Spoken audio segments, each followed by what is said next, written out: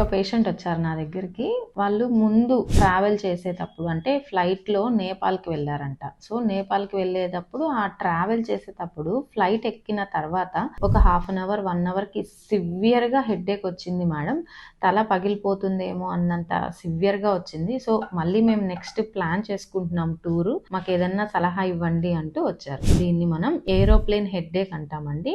Headache due to aeroplane travel అన్నమాట. ఇది కొంతమందిలో వస్తుంది.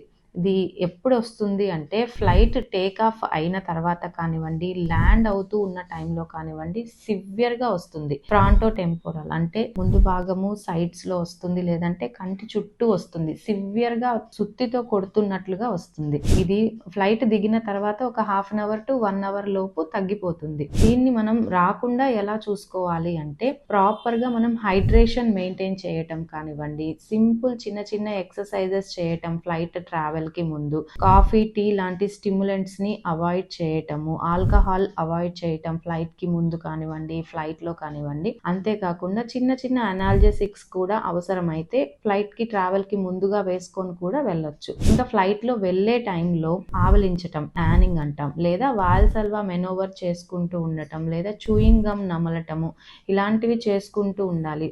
వెంటనే ఫ్లైట్ ఎక్కిన తర్వాత నిద్రపోకూడదు. నిద్రపోతూ ఉంటే ఈ మెనోవర్స్ చేయటానికి అవ్వదు. సో, హెడ్‌ఏక్ అనేది వస్తుంది. ఇది ఎందుకు వస్తుంది అంటే ఫ్లైట్‌లో ఎక్కిన తర్వాత క్యాబిన్ ప్రెషర్ చేంజెస్ రావటం వల్ల, ఆ బారోట్రామా వల్ల వీళ్ళకి సివియర్ హెడ్‌ఏక్ అనేది వస్తుంది. సో, ఈ చిన్న చిన్న చిట్కాలు పాటించి చిన్న అనాల్జెసిక్స్ వాడుకోవటం ద్వారా ఈ ఏరోప్లేన్ హెడ్‌ఏక్ నుంచి బయటపడవచ్చు. నమస్తే, నేను మీ doctor Shirisha, consultant neurologist, Shirisha neuro care, Reddy and Reddy colony, Tirupati.